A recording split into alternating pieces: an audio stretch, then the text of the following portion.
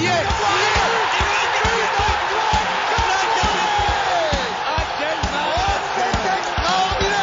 Pauletta dans la surface d'affaire. Oh le but exceptionnel encore une fois face à un Barthez maudit devant le Portugais. Pedro Miguel Pauletta. Oh là là là là là là là là, Zlatan Ibrahimovic, 25e minute, le doublé en 2 minutes. Ça allait trop vite pour le mur, ça allait trop vite pour Steve Mandanda. Il fallait que le PSG remporte le 100e classique au Vélodrome, qui plus est sur Canal+, qui reprend les droits de la Ligue 1, et sans forcer, les Parisiens vont l'emporter 2-0 et restent aux assauts des Lillois et des Lyonnais qui sont toujours devant pour la course au titre. Et pour m'accompagner sur cet épisode glorieux du Paris Saint-Germain, comme souvent, j'ai avec moi Joe. Salut Joe. Salut Raph et salut Ben. Salut Ben, que j'ai introduit également, qui avait raté quelques épisodes là, ça faisait un petit moment qu'on l'avait pas entendu. Salut à toi Ben. Salut les gars, un plaisir de revenir parmi vous pour parler du classique, le 100e, la victoire du PSG. Parfait pour mon retour. C'est le cas de le dire, parfait pour ton retour. Donc là, un épisode qui est plutôt positif parce que on rappelle ces dernières semaines des matchs qui ne se finissaient pas comme prévu ou des prestations qui n'étaient pas vraiment convaincantes de la part des hommes de Pochettino. Là, c'était quelque chose d'assez important puisque c'était le 100e classique. Je vais commencer par toi, Joe. Paris qui sortait d'une période assez délicate, une défaite à Lorient, une victoire contre Nîmes avec quelques points d'interrogation. Comment tu le voyais ce match, toi, quelques heures du coup d'envoi, avec l'incertitude également de la présence de ton cher Neymar? Écoute, pas super bien.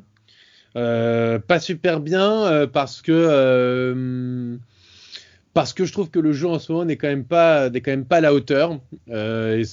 Malheureusement, et on en reparlera un peu plus en détail après, ça s'est confirmé en tout cas que quand même collectivement, il n'y a pas encore une grande maîtrise des Parisiens.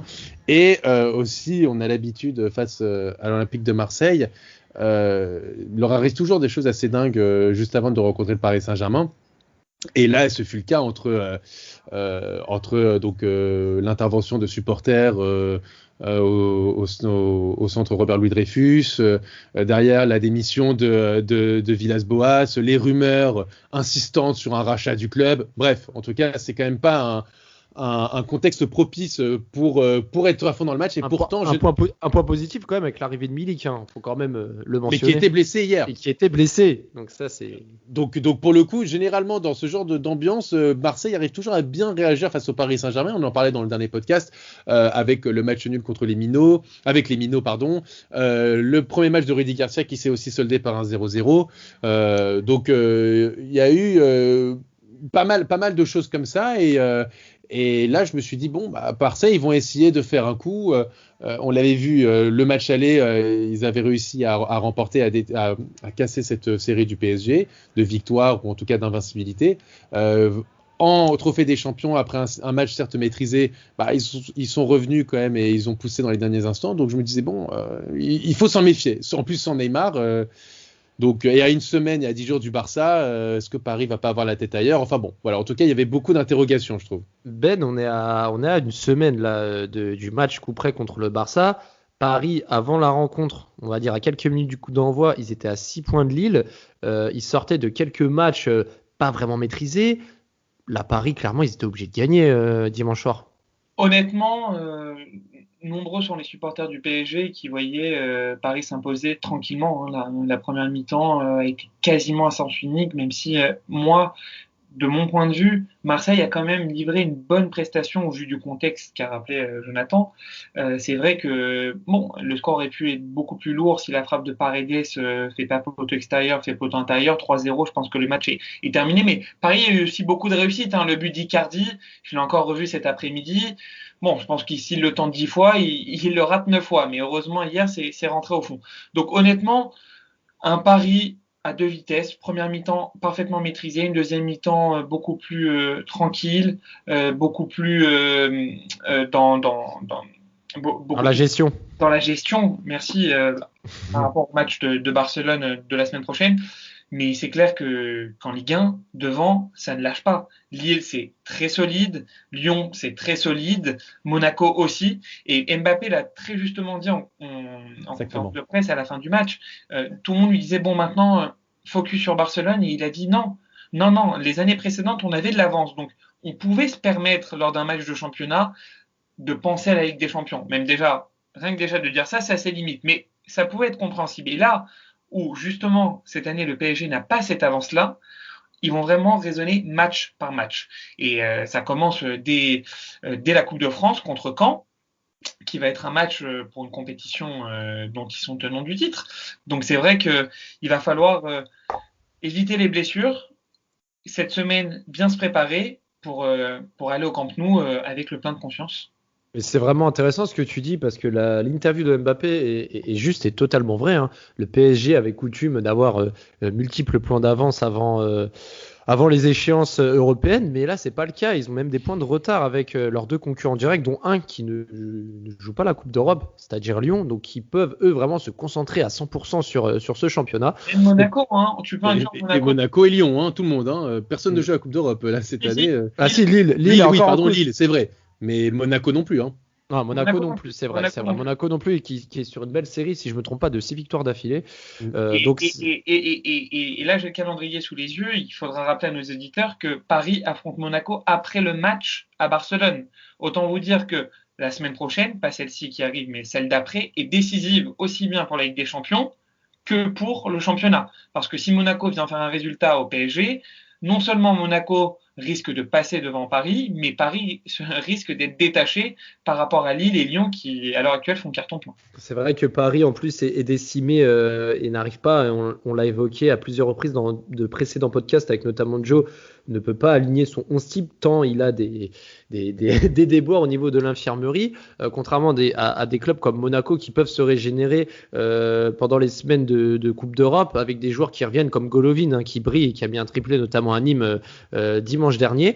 Mais là on va revenir sur le match, alors avec la composition avec encore des retours mais encore des absences, notamment au but, hein, Rico dans les buts qui remplace Navas qui est toujours incertain pour le match contre le Barça. Florenzi à droite, Kurzawa à gauche qui revient bien avec la charnière Marquinhos-Kimpembe, et on y reviendra parce que cette charnière fait vraiment beaucoup de bien et je pense même que c'est un euphémisme. Au milieu de terrain, Paredes Gay avec Verratti en point de basse et une attaque à 3 avec Mbappé à droite, Di Maria à droite, Mbappé à gauche et Icardi devant. On notera justement l'absence de Neymar qui était sur le banc. Avant de passer au match, vous en avez pensé quoi de cette absence justifiée? Vous pensez que la raison est vraie, ça cache quelque chose? C'est souvent à cette période que Neymar est blessé, a des petites douleurs, se sent pas très bien. Alors de là à dire que c'est une gastro-entérite inventée, il a quand même démarré sur le banc pour le classique, donc c'est pas pour rien.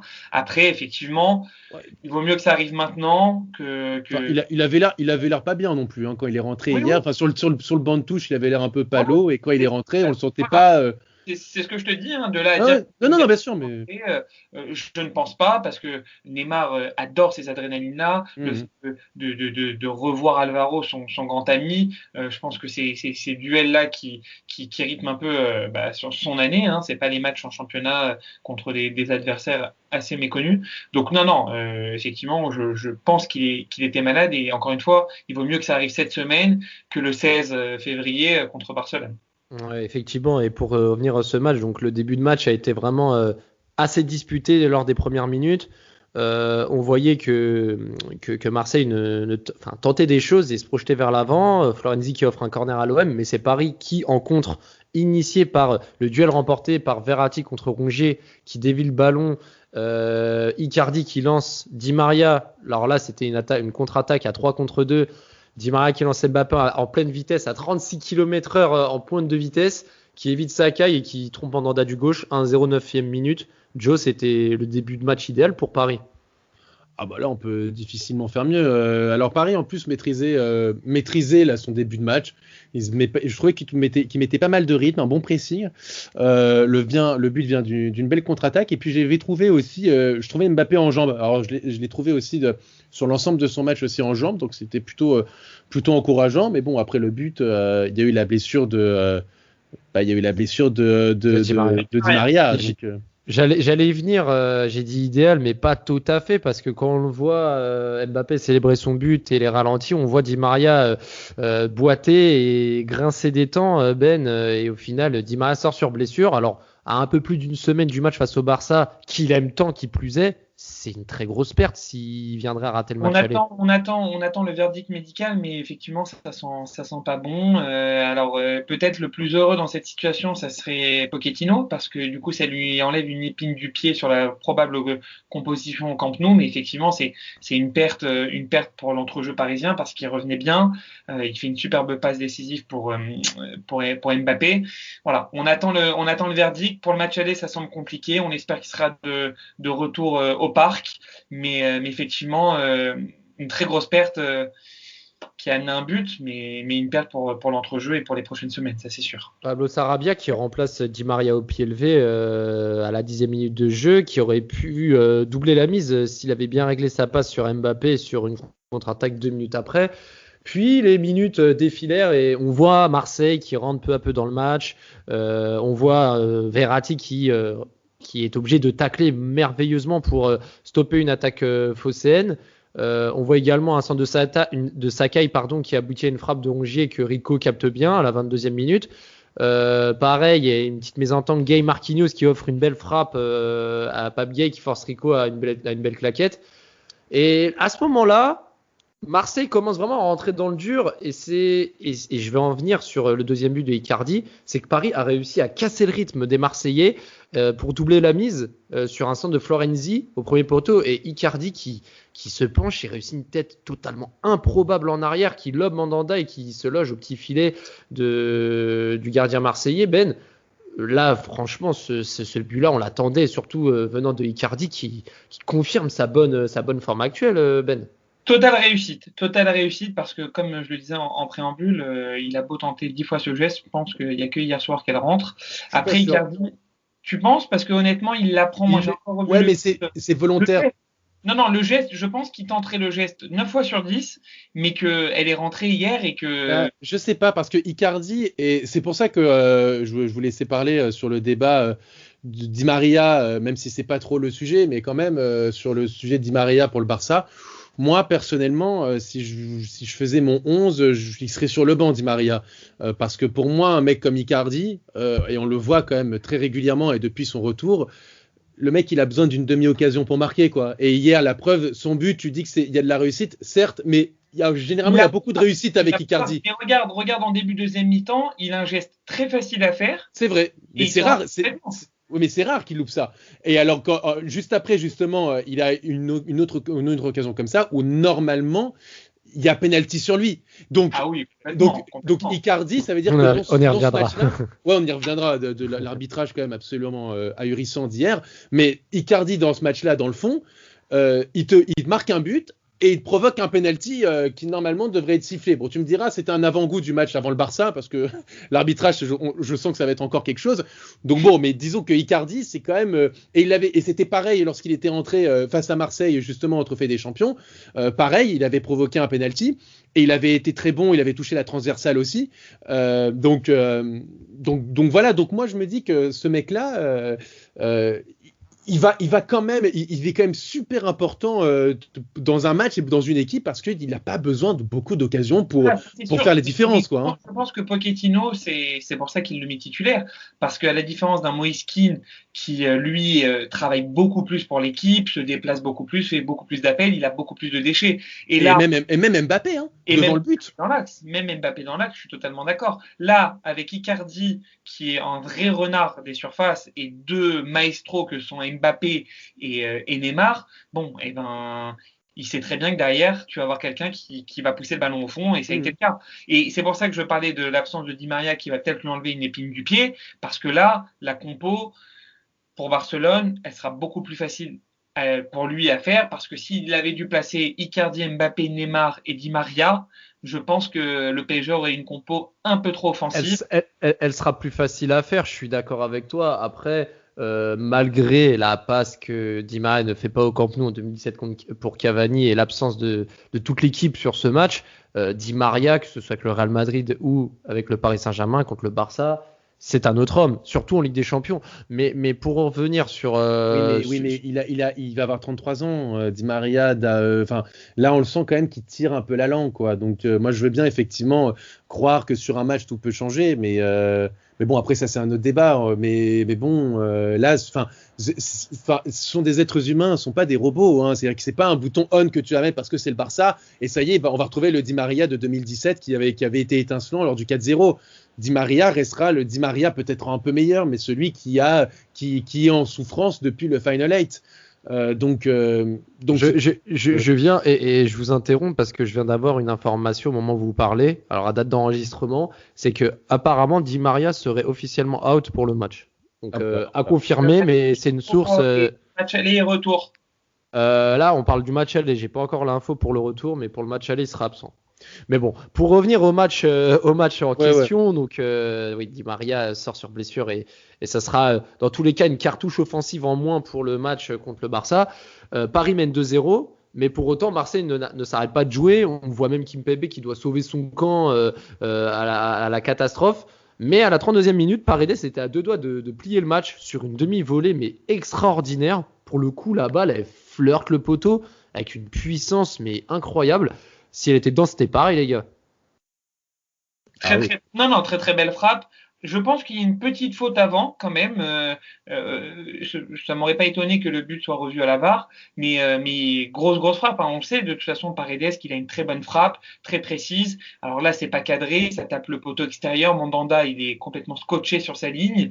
Mais effectivement, si ça va au fond, ça fait 3-0. Et alors là, le match est définitivement plié parce qu'on a vu en deuxième mi-temps que Marseille, notamment au début de la deuxième mi-temps, a quand même poussé. Rico, hier, alors je sais pas si il a voulu donner des frayeurs aux supporters parisiens, mais il n'était absolument pas dans un bon soir. Beaucoup de ballons relâchés et heureusement que Marseille n'en a pas profité parce que la dynamique aurait pu s'inverser et alors on peut pas parler de tournant du match, mais effectivement si Paredes avait scoré à ce moment-là, le match était plié.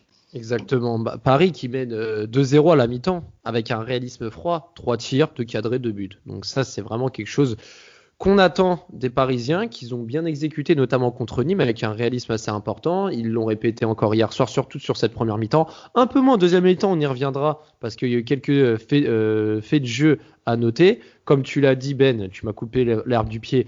Rico qui a laissé des sueurs froides aux Parisiens et il n'en est pas à son coup d'essai parce que moi, personnellement, Rico, même en deuxième gardien, je trouve que c'est très léger. Je suis même pas sûr qu'il soit titulaire dans un quart des clubs du championnat en Ligue 1 parce que très franchement, ces lacunes sont assez visibles pour le peu qu'on le voit. Comme tu l'avais dit, il y avait une énorme occasion déjà pour les Marseillais en début de deuxième mi-temps. Mais la première occasion de cette deuxième mi-temps est du côté parisien. Quand Mbappé était servi dans la surface par Sarabia, il avait tenté une sorte de coup du foulard pour Icardi qui a lopé sa reprise. Et dans la foulée, pareil, Florenzi qui avait été décalé par Mbappé, qui a centré pour Icardi, qui avait repris de la tête également, non cadré. Mais on voyait les Parisiens entreprenants et vouloir tuer le match. Mais à la 50e minute, les gars, la frappe de Camara repoussée par Rico. Alors, un arrêt de handballeur un peu raté, mais faut vraiment parler du cas Rico parce que ça a beau être un second choix, mais il est vraiment pas très rassurant. Je ne sais pas ce que vous en pensez, hein. N'hésitez pas à intervenir, mais j'ai vraiment du mal avec ce gardien. Joe, je sais pas ce que tu en penses, mais...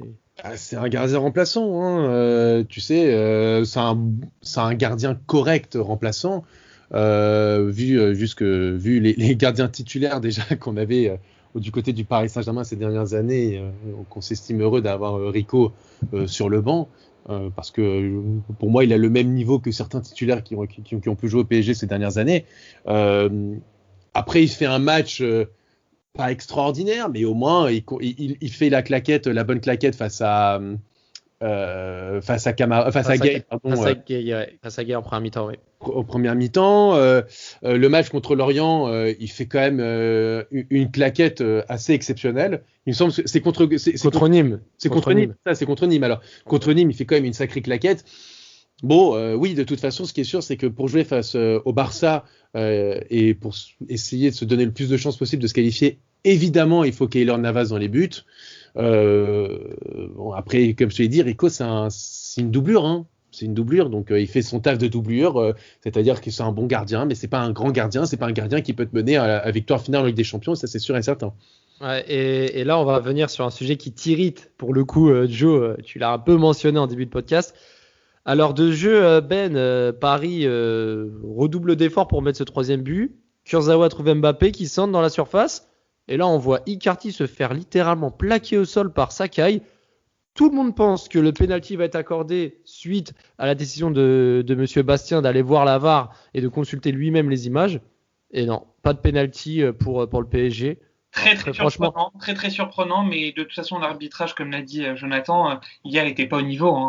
Il y a 2 pénaltys oubliés, il y a plusieurs situations où la tension est montée alors qu'il n'y avait vraiment pas lieu d'être. La faute de Payet sur Verratti, normalement tu l'as dégainé. Pour le coup, il lui a mis rouge direct. Mais tu dois tout de suite dégainer et puis faire redescendre la pression parce que tu sentais que ça pouvait partir dans tous les sens. Donc non, c'est vrai que ça a été un arbitrage pas forcément au niveau du match. Le penalty sur Icardi, il est incontestable. Le penalty sur Neymar est incontestable aussi. Et ce qui est le plus surprenant, c'est qu'en fait, l'arbitre ne prend pas le temps d'aller voir les images. Et j'ai l'impression que l'arbitre fait totalement confiance aux gens qui sont dans le quart, mais se délaisse de toute responsabilité en disant écoutez, il y a une équipe dans le quart qui regarde les images, il n'y a pas besoin que j'aille contre leur avis. Et je trouve ça totalement dommageable. Maintenant, le match c'est surtout que lié, mais c'est vrai que d'un point de vue extérieur, c'est très handicapant de ne pas avoir eu ces 2 pénaltys. Mais c'est surtout que Joe, on va y revenir parce que 5 minutes après, Danilo et Neymar remplacent Paredes et Icardi et le Brésilien qui va s'échapper côté gauche et mettre une petite misère à Alvaro qui va se blesser, notamment il va faire faute et se blesser en ayant joué dangereusement, va également faire faute sur Neymar. Le penalty n'est pas sifflé. Encore sur la faute que commet Alvaro, le penalty n'est pas sifflé. Bon, quand tu le vois comme ça, ça peut porter à confusion. Mais le plaquage de Sakai à Icardi, t'as même pas besoin de la VAR en fait. Dans les deux cas, quel intérêt à ce qu'il y a Neymar de tomber dans cette situation-là? Quel intérêt? Il a pris le dessus. Il a pris le dessus, il peut aller seul au but et il peut marquer. Pourquoi est-ce qu'il plongerait? Ça ne sert à rien. Comme Icardi n'a plus qu'à la pousser au fond. Pourquoi est-ce qu'il tomberait? Ça n'a aucun sens pour moi. Aucun sens, rien que juste par rapport aux actions en elles-mêmes en fait. Moi je veux bien qu'on mette la faute sur effectivement Benoît Bastien qui était hier l'arbitre. Mais enfin, lui à la limite il est dans le feu de l'action. Il peut se dire je suis pas sûr à 100%, donc j'attends de voir ce qu'on me dit dans l'oreillette. Si on me dit dans l'oreillette, va checker. Mais moi, le problème, c'est les mecs qui sont dans le quart, ils ont les mêmes images que nous. Même, voire plus, parce que selon certains, en fait, on n'a pas toutes les images. Donc, ils doivent avoir encore plus d'images. Mais comment, avec toutes ces images-là, tu ne peux pas juste aller dire à l'arbitre, écoute, nous aussi on a un doute, regarde par toi-même. Et c'est ça que je trouve spectaculaire. Donc c'est pour ça que je suis franchement, j'étais assez remonté parce que je me disais, c'est pas possible quoi, c'est pas possible. Mais c'est très intéressant ce que tu dis sur la situation. En fait, c'est-à-dire que moi je me suis jamais mis dans la position de me dire est-ce que l'attaquant va éventuellement tomber pour espérer avoir un penalty alors qu'il est en position de marquer. Et maintenant que tu me le dis, effectivement, alors Icardi, c'est certain qu'il a aucun intérêt à tomber, il a 1 mètre du but. Neymar, on connaît un peu son passé, mais là, c'est clair qu'il arrive lancé, il n'a plus qu'à ouvrir le pied pour marquer. Donc, ça devrait être un indicateur pour les arbitres de se dire, mais prendre du recul sur la situation, on peut dire, mais en fait, il n'y a aucun sens de ne pas siffler penalty parce que les joueurs, si ils ne sont pas touchés, donc s'il n'y a pas faute, en fait, ils vont au bout et ils vont marquer un but. Et ça, cette prise de hauteur, malheureusement, les arbitres sont complètement assistés et n'osent plus prendre leurs responsabilités. Ils font confiance aux gens qui sont dans le VAR et malheureusement, la perception de quelqu'un qui regarde les images et qui vit l'action comme Joe vient de nous l'expliquer, elle est totalement différente. Comme tu le dis, les arbitres sont assistés, d'où le diminutif de VAR, donc la VAR, vidéo assistance.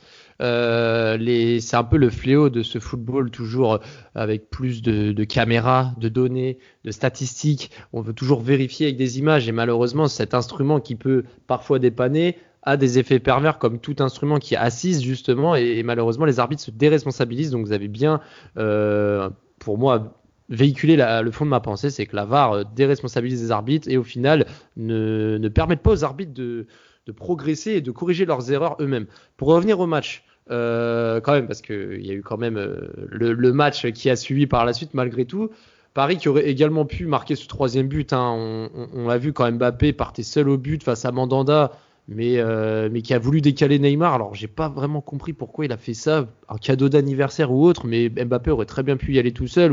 Ou cette dernière occasion où Neymar donne un ballon à Sarabia à 5 minutes de la fin.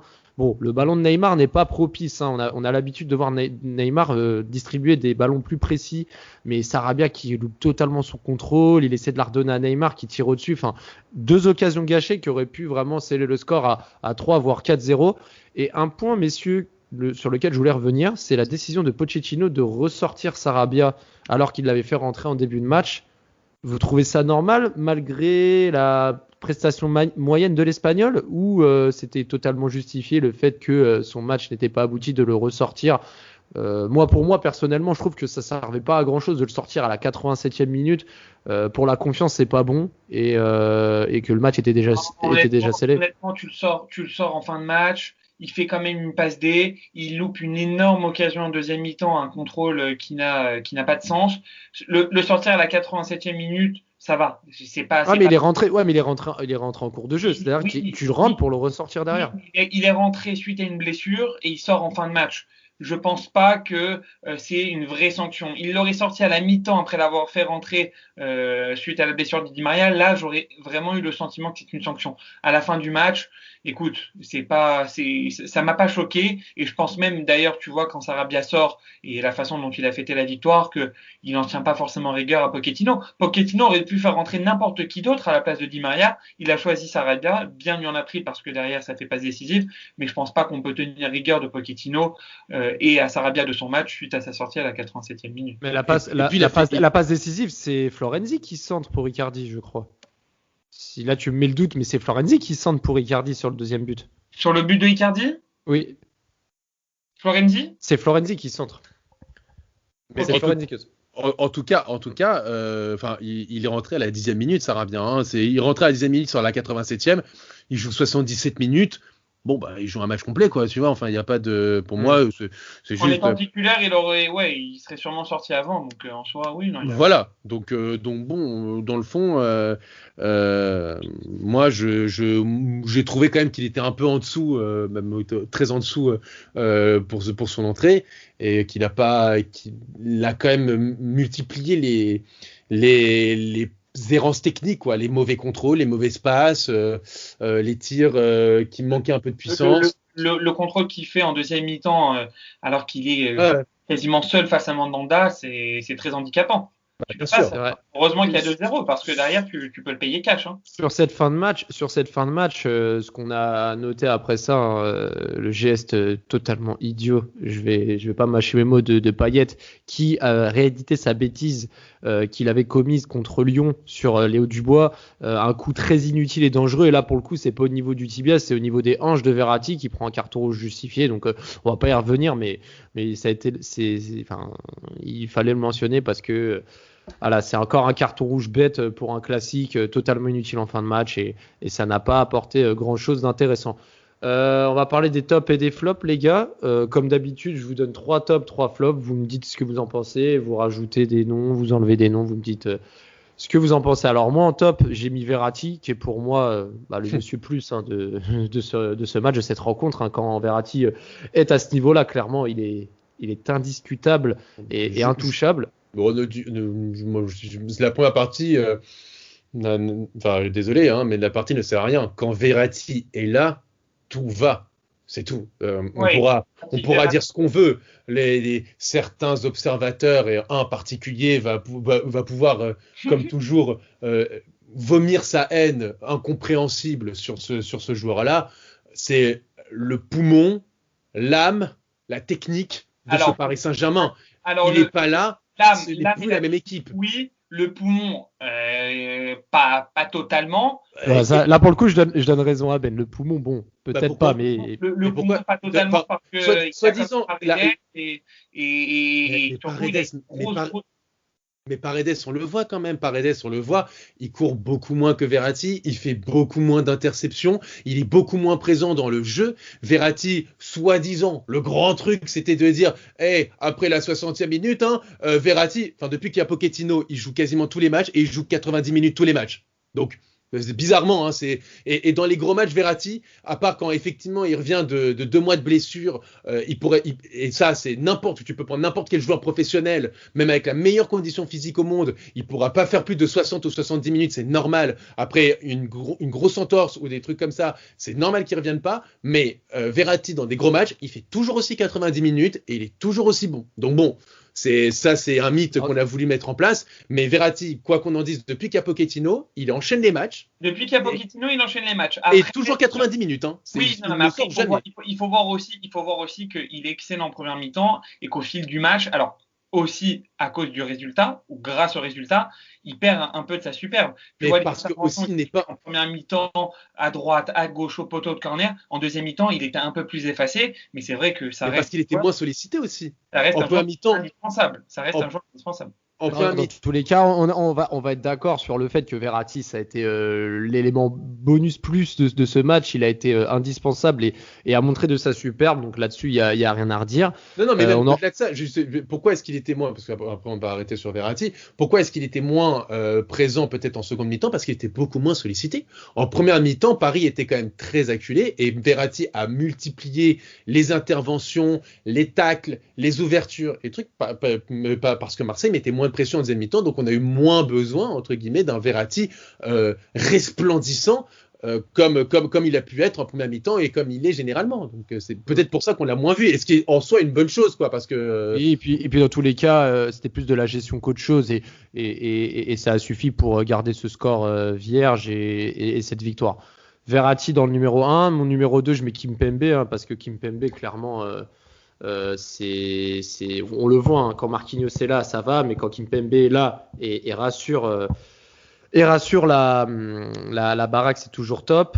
Donc Kimpembe en 2, Florenzi également, qui a beaucoup apporté offensivement et notamment sur le deuxième but sur son couloir. Donc voici les tops. Si vous avez à rajouter un nom ou en enlever, vous êtes d'accord? Personnellement, Kimpembe, Marquinhos, pour moi, c'est l'assurance tout risque. Dès lors que tu as Navas, Kimpembe, Marquinhos, tu as pour moi le socle. Ensuite, tu peux mettre à droite Florenzi, à gauche Kurzawa, Verratti effectivement qui paraît être indispensable, mais déjà quand tu as cette assise défensive, tu peux aller quasiment partout. Et on l'a vu hier, dès que Marseille commençait à se révolter, Marquinhos la bonne intervention, Kimpembe le tacle ravageur, et honnêtement, c'est un bonheur de les voir à ce niveau-là, de les voir aussi complémentaires, et on parle pas assez d'eux, mais honnêtement c'est vraiment des joueurs qui sont indispensables au PSG. Oui, parce que moi, je vais dans le sens de ce que dit Ben, parce que tu dis, Raph, que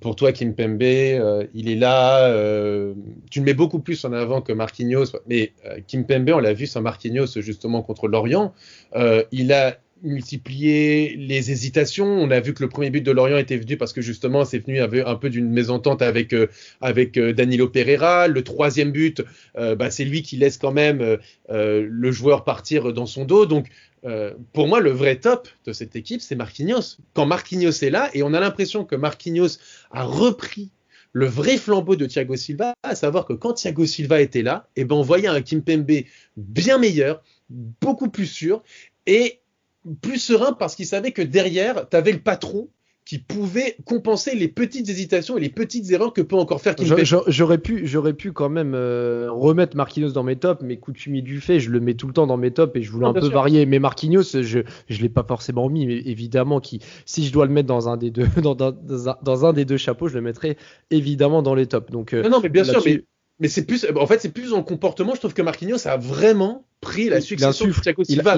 Il insuffle des ondes positives et en fait, il fait ce que Silva faisait avec Marquinhos quand c'était son second, et maintenant Marquinhos le fait avec Kimpembe. Mais Marquinhos, c'est vraiment, pour reprendre ce que disait Jonathan tout à l'heure, l'âme et le poumon du PSG. C'est-à-dire que c'est le capitaine, et honnêtement, il a pris une dimension qui est assez impressionnante. Et le fait d'avoir Presco à côté de lui, qui est beaucoup plus physique, qui est beaucoup plus imposant et qui va beaucoup plus au duel, alors que Marquinhos est beaucoup plus dans l'anticipation, ça fait vraiment une défense très très complémentaire et j'ai hâte de voir ce que ça va donner en Ligue des Champions contre Barcelone. Et en fait, j'avais adoré, moi, la complémentarité trouvée entre Thiago Silva et Kimpembe pendant le Final 8. Je trouvais que franchement, ça marchait super bien les deux. Et c'était un peu le regret de voir Thiago Silva partir. Et j'avais peur qu'on ne retrouve pas cette complémentarité entre Marquinhos et Kimpembe. Et je trouve que là, on retrouve un peu cette sérénité. Le fait de compenser peut-être les errements de l'un et de l'autre, les errements défensifs aussi, de Florenzi à droite, de Kurzawa à gauche, chacun de son côté. Il y a un côté, ok, on est les patrons, au pire s'il y a un problème, t'inquiète pas, je suis là, ou t'inquiète pas, on est là. Et donc, moi, j'aime beaucoup ça. Et dans mes tops, je rajouterais aussi Kurzawa, parce que Kurzawa qui a fait un très bon match, je suis d'accord avec toi. On est souvent là pour le critiquer à juste titre. Je pense qu'il faut aussi le mettre en avant quand il est bon. Et ces derniers matchs, comme ces dernières sorties, j'ai trouvé assez convaincantes, pas exceptionnelles, mais convaincantes. Et hier, je trouve qu'il a fait le taf offensivement comme défensivement. Je l'ai trouvé assez sérieux, l'ami Kurzawa. Non, c'est vrai que Kurzawa, depuis l'arrivée de Pochettino, c'est quelqu'un qui est de plus en plus en vue et qui arrive à faire taire ses détracteurs. Donc, tu as bien fait de le mentionner. C'est un joueur qui mérite d'être dans cette liste des tops pour ce match. Et puis Mbappé aussi. Mbappé parce que il a retrouvé des jambes, donc c'est bien. Il a retrouvé des jambes. Il a retrouvé des jambes, de la lucidité, parce que c'est vrai qu'un face-à-face comme ça, il y a de nombreux face-à-face qui ratent. Là, il met un plat du pied gauche, propre, efficace, il ouvre le score. Donc non, Mbappé a fait un bon match. Il a fait un bon match, même si je vais nuancer quand même que sa deuxième mi-temps, ça passe en retrait et quelques choix un peu brouillon, mais c'est vrai que dans l'ensemble, c'est quand même positif. Je vais passer aux flops, messieurs, parce qu'il y a aussi les flops et j'en ai noté 4. J'ai noté 4 flops. Ça fait beaucoup, mais vous allez comprendre pourquoi. Alors déjà, dans un premier temps, Sarabia, qui, c'est un peu comme Draxler. On les voit pas souvent et quand on les voit, on est toujours sur notre faim. Et là, hier, il a eu l'occasion de s'exprimer. Malheureusement, il a encore une fois échoué face à l'adversité qui clairement a été à sa portée, mais malheureusement, il n'a pas fait le nécessaire. Gana Gueye, que je mets également dans mes flops parce que trop peu en vue, même s'il n'a pas été mauvais en soi, mais c'est comme d'habitude. Quand Paris subit, il fait partie des coupables, mais quand Paris brille, il n'est pas assez présent pour tirer son équipe vers le haut comme l'a pu faire un Verratti. En 3, je mettrais l'attitude de Paredes. Alors, Là, clairement, en première mi-temps, toujours là, à vouloir aboyer, faire le chien fou, même quand ça sert à rien, prendre son carton jaune, alors qu'au match aller, déjà, il s'était fait remarquer, il avait même pris un carton rouge. Enfin, clairement, moi, je le mets dans mes flops. Et en 4, je mets Rico, parce que même si c'est un second gardien, je suis désolé, mais Rico, à chaque match qu'il fait, il y a au moins un match sur deux où il va faire soit un mauvais renvoi, une erreur, une hésitation, et voilà. Donc voilà, moi, c'est mes 4 flops. Je sais pas si vous validez ou pas, mais voilà. Personnellement, je ne mettrai pas Paredes, parce que tu as quand même besoin de... Attends, non, je mets pas le joueur Paredes, je mets son attitude quand... Oui, non, quand je te dis, je ne mettrai pas l'attitude de Paredes parce qu'effectivement, il a été très, très, très insupportable hier, mais c'est le seul à faire ça. Verratti parle beaucoup avec l'arbitre, mais il ne va pas forcément au duel, au contact avec les adversaires, et tu as l'impression que tous les joueurs avec Paredes dans leur équipe se sentent pousser les ailes. Tu as un peu Presco qui fait ça aussi, donc je le mettrai pas forcément dans les flops. Effectivement, hier, il en a peut-être trop fait, mais heureusement aussi qu'il était là sur un match comme ça pour apporter sa grinta et emmener tout le monde avec lui. Moi, je mets le joueur dans les flops, moi. Après, je suis d'accord avec toi. Il a fait un mauvais match. Rico a pas fait un grand match et il y avait beaucoup de choses à dire effectivement sur sa performance. On va finir là-dessus, Joe. Paredes, joueur dans les flops. Ouais, je mets Paredes joueur dans les flops parce que je trouve que franchement quand tu voyais Verratti courir à droite à gauche, essayer de tacler, d'être agressif dans le bon sens du terme, essayer d'être présent dans les phases défensives comme offensives, à amener le pressing et que tu voyais Paredes à côté marcher, faire aucun effort, faire toujours des passes en retrait vers Rico, c'était insupportable. À 30 mètres, il cherchait jamais à jouer vers l'avant, alors que d'habitude c'est son point fort. Il faisait toujours ses passes en retrait vers Rico ou vers la défense centrale. Moi, j'ai pas du tout aimé le match de Paredes hier, et je trouve que malheureusement, et ça reprend un peu le propos que je disais de base, c'est que ce Paris Saint-Germain est trop dépendant de Verratti parce que le problème c'est que tu n'as aucun talent, je parle en tout cas de chapeau 1, au milieu de terrain dans ton équipe à part Verratti. Et que le problème c'est que quand tu vois Thiago Alcantara qui a complètement disparu et qui Rafinha, tu dis Rafinha. Rafinha, oui, Raphaël Alcantara, et qui je suis sûr et qui, je suis sûr, ferait énormément de bien à ce milieu de terrain-là. C'est-à-dire que sur la fin de match, au lieu de faire rentrer Danilo, peut-être rentrer Rafinha, et tu vois ce que ça donne. Parce que Danilo, c'est vrai que je l'avais défensif quand même. C'est vrai que je l'avais mentionné l'autre jour par rapport à son retour du Covid. Ça faisait plus d'un mois qu'il était atteint du virus du Covid et malgré son retour, Pochettino, à l'instar également de Moise Kean, n'ont plus beaucoup de minutes de jeu par rapport à la fin de l'ère Tourelle où les deux excellaient et jouaient les matchs. Mais bon, après c'est les choix du coach, on aura l'occasion d'y revenir. Messieurs, merci à vous d'avoir participé à ce podcast. On reviendra très rapidement sur un podcast d'avant-match de Barça-Paris parce que les échéances arrivent très rapidement et on aura hâte de partager avec vous nos avis, nos impressions et nos pronos également pour ce match. En attendant, il y aura un match mercredi à Michel Dornano contre Caen pour la Coupe de France, parce que la Coupe de France reprend, messieurs, et on verra si Paris pourra justement tenir son titre en jeu.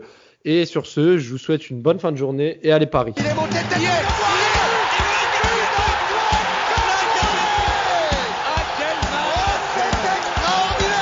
Pauletta dans la surface, la frappe. Le but exceptionnel encore une fois face à un Barthez maudit devant le Portugais. Pedro Miguel Pauletta. Oh là là là là là là là là. Zlatan Ibrahimovic, 25e minute, le doublé en 2 minutes. Ça allait trop vite pour le mur, ça allait trop vite pour Steve Mandanda.